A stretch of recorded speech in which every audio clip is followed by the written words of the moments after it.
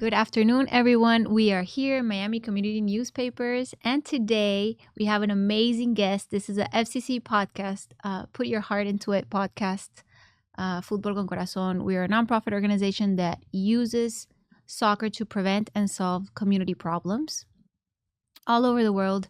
And today we have an amazing guest, an FCC MVP, Christian Rivera, who is the Miami branch manager of Fracht Group.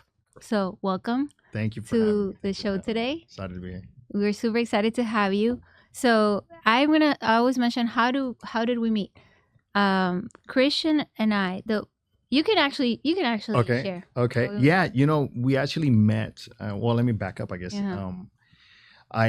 Through Fracht Group, we look for opportunities within our organization or within the community to participate with other organizations that are giving back, nonprofits and things of that nature, right? So that's kind of how we met originally. I found you through LinkedIn, saw you doing some awesome stuff with kids in the Miami community, which to me was just amazing to see. And so I kind of just reached out, sent you a quick message, and then you were kind enough to respond back, and the rest is... And then went to the Fracht Miami office. Yes, yeah, you came to my office. And I was very impressed I'm in Miami. There's amazing business leaders, very inspirational. Right. You meet an array of people that are like, wow, they have Absolutely. Incredible stories. But you stood out like from day one, and you shared a lot of, like, I noticed you were really, really invested in leadership, in building human capital, and investing in your team. Right. And you shared a little bit about your background. Mm-hmm. So I wanted to ask you, tell us, like, where you're from, where were you born, and how is that you get into Fracht later on? Well, I was born originally in San Juan, Puerto Rico. So I'm Puerto Rican by birth, but I was raised in Tampa, Florida. So I came when I was about 3. Okay. I'm the youngest of 9. My dad had 7 kids in his first marriage, and then with my mother had 2. Wow. And so my dad and I and my mom and my older brother, we moved to Tampa and kind of started over there in the Tampa area, Riverview, Brandon area. As a kid, I grew up there, and that's kind of where I started as far as here in the U.S. And I ended up coming to Miami, as an adult, but as a kind of technically an adult still. But yeah, that's kind of where I started. So how long originally. Have you been here? I've been in Miami a little bit over 20 years. Oh, wow. Here in Miami. Prior to that, has always been Tampa for me. Tampa's been my home. Okay, but now you have to say, Tampa's beautiful and everything. Amazing city. But you like Miami. Right? Yeah, it's funny how it started because for me, being in the industry that I'm in, which is logistics, provided an awesome opportunity for me to kind of go anywhere. Logistics is a global thing, right? So you can kind of pick and choose where you want to go. I started at 18, going on 19 in this industry. Through a friend of mine who kind of, got me into it. Super young then. Super young, still in school. She saw something in me that probably I didn't see in myself. Okay. And gave me an opportunity to come on board ocean carrier called, at that time, which is no longer there, is called CP Ships. Okay. And that's how you started. That's how I started. That was kind of like the beginning, the genesis of my career in this industry. And that years later gave me an opportunity to come to Miami and do sales down here in Miami. So you started in development. I did. I started in operations and customer service. I moved into the commercial side. Oh, wow. About 23. Mm-hmm. And here in Miami was just so much to learn coming from Tampa, 20 years ago was not as big as what it is now. Right, so coming to a big city like Miami was just like, wow, eye-opening for me, right? It was completely new. And so when you've been in Fracht for 7 years now. I've been with Fracht for 7 years now, just now in May. So it's just my 7th year anniversary just now recently. Nice, but I've been in the industry, 25 years. So I've been in it for a while. So. And one of the things that I remember you told me, and then I read over, is that faith has been something very deeply to you in your leadership, right. in your life or your family. and horses too. Absolutely. And And horses, right? then I also, the one of the things that we started speaking the day when I went to your office is, I was like, you should be a coach like for FCC, because you were really invested with your kids with Right. coaching Right. and you love soccer. I do. And I do. 2 days ago we were at the Mr. Rivera invited me to go to the Inter Miami game That's at the right. suite with the That's right. Fracht suite, and it was really nice Yes. with your Yes. son. Yes. And Yes. Yes. you guys were also at the corporate soccer tournament, which was Correct. amazing. Correct. So we're gonna talk about soccer in a second. Yeah. And the passion. But tell me about a little bit about faith. Yeah, no, absolutely. Well, if I go back to, you know, my childhood, being in Tampa, Tampa, I guess the city part of Tampa is getting big now, but I lived kind of in the countryside of it, right? So I was a country boy growing up. So we had horses and cattle. Not that we owned the cattle, we owned some horses, but I was kind of backing up, I guess. I ended up getting into had a passion for horses from a very young age, and we were my parents were hardworking people, right? So they didn't have the kind of, you know, ability to buy horses or anything of that nature. I always saw kind of old Western movies and stuff on TV as a kid, and I was like, I would love to have a horse one day. But to me, it was always kind of like a pipe dream as a kid.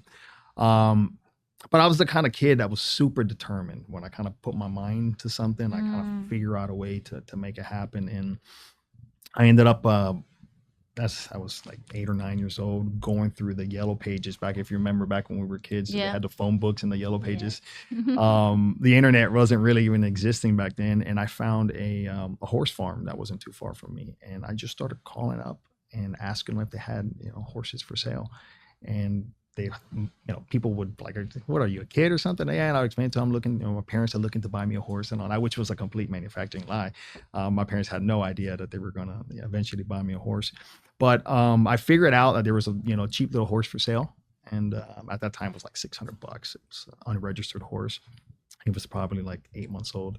Oh my and I convinced my dad to go look at it, and my dad went to go look at it, and it was kind of like a layaway for a horse.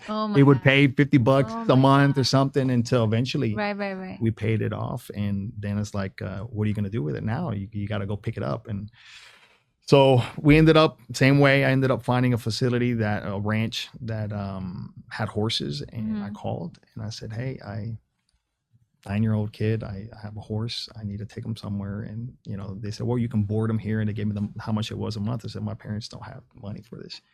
Can I work it off on the weekends and summertime and all this? And oh my God, they were gracious enough to see a young kid with passion and ready to grind, ready to work and do whatever it takes. Oh wow. And they allowed me to work off my board on the weekends.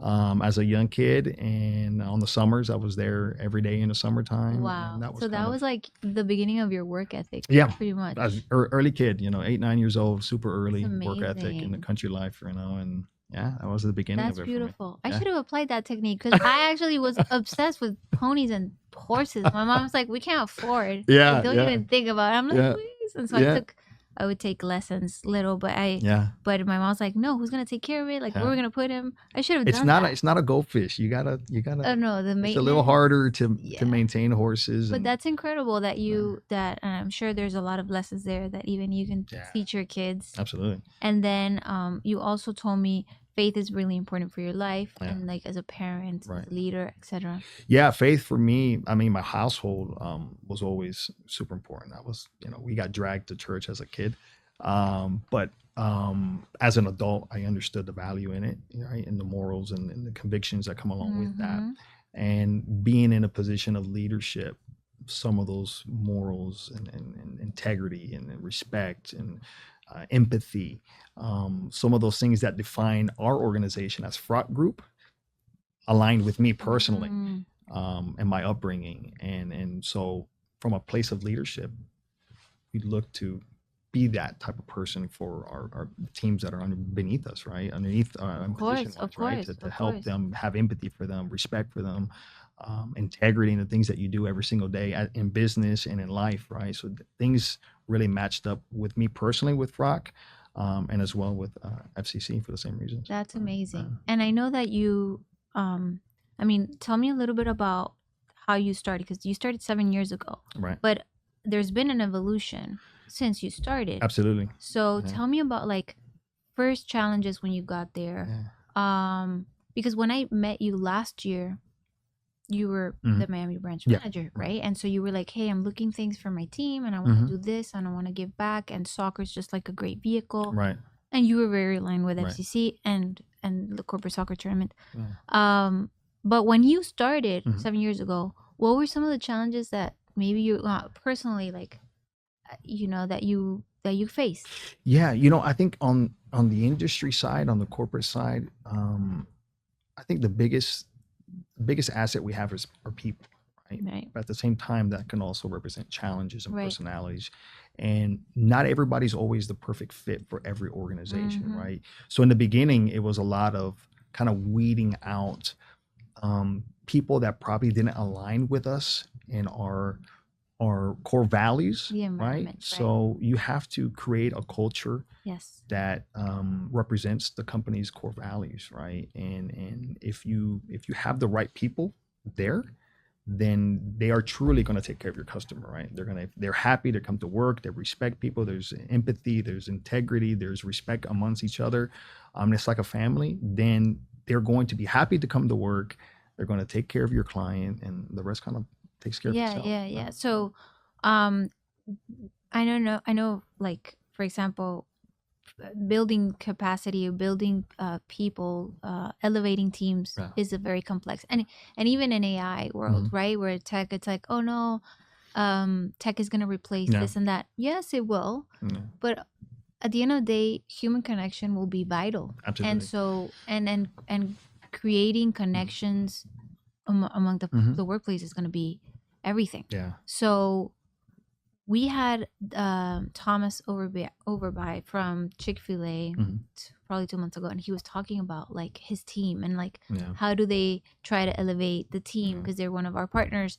And so we were, for example, for us, we have an ecosystem with our FCC team, and we have our founder Samuel Asut, who literally, like, he's amazing, and he volunteers his time to build the executive directors from every country.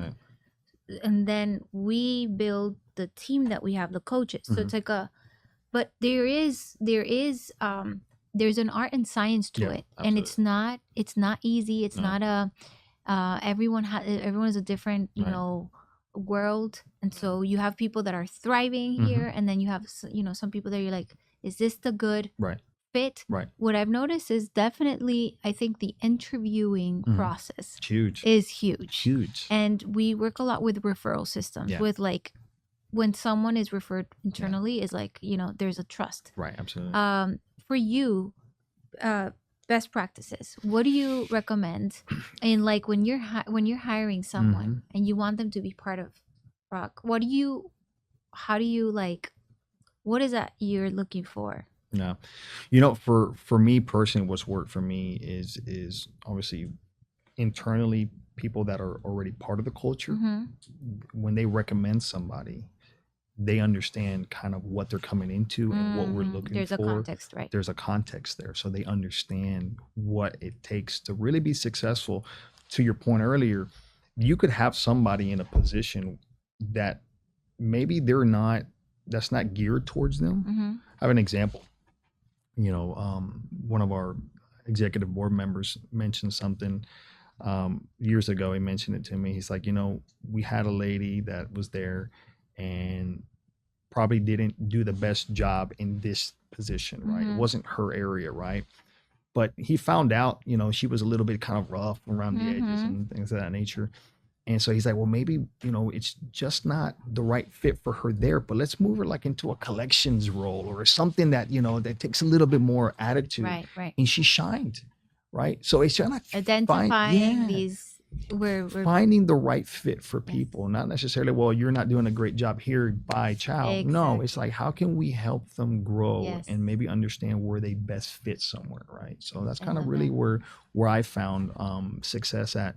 For me, it's about giving people opportunity to grow. I mean, you may not know everything when you come in, but we kind of create this environment where it allows you to make mistakes, learn from them, and let's all kind of grow together, right? Because when we hire people, we invest. I mean, it's not Of cheap to course. hire No, somebody, no, to no, put them through no. It's an training. investment. It's an investment, right? So we're not quick to dispatch somebody because you made a mistake. I think we have to operate in a little bit of grace there, right? With people. Definitely. So And it's like, and it's really, well, we don't use the term family, but more like we're a soccer team, and it's like the whole idea or premise of a coach is the coach sharpens the athlete in a absolutely, way, or gives the absolutely, tools. absolutely, And so there has to be some sort of yeah, patience and yeah, also accountability, absolutely, and like, hey, how's it going yeah, here? Okay, absolutely, where do you think you need help? Okay, you could do it, you got this. yeah, And like, we've had let's say, because we have a lot of like high schoolers that then enter into our pipeline and then become coaches. So sure, they're young yeah, adults like studying at FIU in the morning, and in the afternoon right, they're serving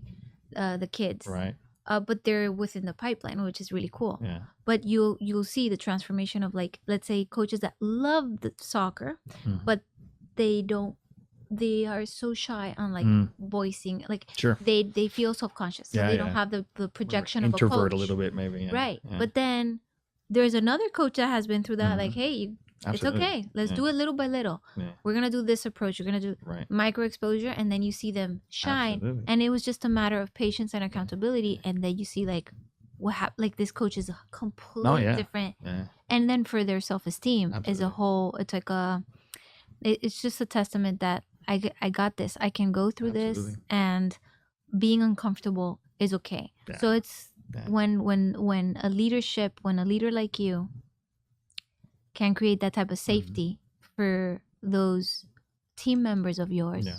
I think that's like, Yeah, like no, the most valuable thing. we have internally, we have a mentorship program internally within Fracht, and I've been in it, right? So I've been mentored myself, and Amazing. people get put in positions sometimes, and they don't get the tools handed to them to be Yes. successful, right? And when you have, some of the senior leadership that's been around for 25, 30 years in the organization and been in the industry for 50, 60 years, they have a lot of wisdom that they can pass down to some of the younger generations, right? That are just thirsty to grow and to understand and to learn, right? So we have this mentorship program in place, and it's done amazing, right? We identify people within the organization that have the passion, the grit, the hard work, and they want to grow, and they just need that extra helping hand, that extra, I'm going to walk you through these challenges, and what would you do in this situation? How can we do it together? So yeah, a lot of investment back into the people. I love that. That's really cool.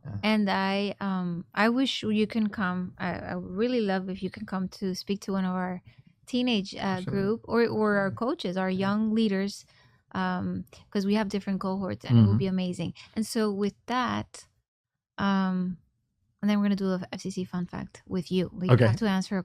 Okay. So, which was part of surprise. It was not. That was not. Part Okay. of the, Okay. Yeah. No worries. So, first thing is, what would you tell if you had a group of 30 high schoolers? They're junior, seniors. They're about to graduate. What would you tell? What would be the 3 tips? And this is asked to every guest. Okay. What would be the 3 tips that you would give them? Take risk when you're young. Take risk. Don't be afraid to do something that's unconventional, right? Because when you're young, you don't have all the family responsibilities, the kids, the mortgage, and all these things that you can't really go out on a limb for. So take risk and don't be afraid. But not drugs. Yeah, no, nothing like that. No, nothing like Everything that. in context. Yeah, in context, in business world, right? Take risk, have fun, enjoy that, because you're young once, Right. I remember when I was younger, I had an opportunity to go overseas, and I had just mentioned this the other day to one of the guys that was at the game. I said, the one thing that's missing for me is my international experience. I don't have that international experience, and I kind of wish I did. But because you had an opportunity. I had an opportunity to go to the UK when I was younger and work in this industry, and I didn't take it. And sometimes I kind of like, I wonder what would have happened. But then I got an amazing wife, an amazing family. So it's like, I wouldn't have. So, God worked things out for me in a way that worked out for me. But again, take risk, enjoy that, that possibility of the unknown, and see where it takes you. Right. That's one thing. Second thing, curiosity. Yeah. Second thing is, don't be afraid to make mistakes. You know, I think we live in a culture where mistakes are like, you're kind of dubbed like, oh, you're a screw up, or you're no Right. good, or Some it's sort of okay. failure, right? Yeah, you know, we're all gonna make mistakes. I make mistakes. I mean, I run the branch. I run the branch in Miami. I run the branch in Puerto Rico as well, and I make errors. I make mistakes, and I learn from them as well too. And the same grace has been shown to me, I show it to my Of team, course, of and we course. all learn from it. Let's invest. Let's not try to repeat it, you Exactly. know, but let's learn the lesson there. So don't be afraid to make those mistakes. Um, and I say probably the third thing is, um, enjoy it. Enjoy, Be in enjoy. the Just present moment, yeah, be yes. present. You know, Which is hard yeah, nowadays it's for hard. them. It's hard, but it's not impossible. Uh, Enjoy it because it goes by so fast. So I remember, I mean, in my mind, I'm still 20, but I'm 43. You know, I'm like, holy smokes, where did, 20 years go by? I But know, right? it flew by. And It's like, think about, it's 2025 and we're already kind of like half the year, when it yeah, was like yeah, January was it's just, gone. it's This year's gone. blew by, and it's like, holy smokes, it Ridiculous. just flew by. But enjoy it because it goes by so fast, and yeah, just enjoy the moment that you're in and have fun in it, and because it'll go by, and then you look back and it's like, where did my So life we're gonna go? do a recap. No. Take risk, curiosity. Yeah, yeah. What was the second one? Take risk, curiosity. Don't be afraid to make mistakes. Don't be afraid to make Yeah, yeah. mistakes. And enjoy it. Have fun And the be present process. and Yeah, enjoy. be present. Awesome. Yeah, be Awesome. present. I love it. I love Yeah, it. yeah. You say you're already signed that you're gonna go speak to them and play, because usually our Nah. speakers come and then they play with the kids. Yeah, I definitely, soccer to me, and I'll jump into this topic Is this with you. a fun fact? Or one of them? Soccer for me wasn't really my sport. I never played soccer as a kid. It was always basketball. Basketball was my like life as a kid. I grew up in the Jordan era, the Bulls, and it was Iconic. Scottie Pippen. Yeah, It was that was my D, right? I loved basketball, and actually, when you look at my kids, I've got pictures of them, leaving the hospital with basketball onesies on and all this stuff. Because in my mind, I wanted them to play basketball, and they gravitated towards soccer. So I was kind of in the beginning, I was kind of like, there's no way my kids are not going to play soccer, but Oh, you were opposing. oh yeah, I was opposed to it completely. Because completely also, I opposed. think it's also cultural. Puerto Rico is usually like baseball Baseball or and basket, basketball. right? Yes. And so like soccer, but it's Yeah. growing. It's It's growing like little by little. Cuban in Yeah, the yeah. Cuban culture, Dominican, but you see kids are more gravitating towards soccer. Absolutely, it's growing. So it's an amazing sport, and I'm a fan now. I would say for the last, my middle son, he's 11, just turned 11, so he's been playing since he was 3.5, 4.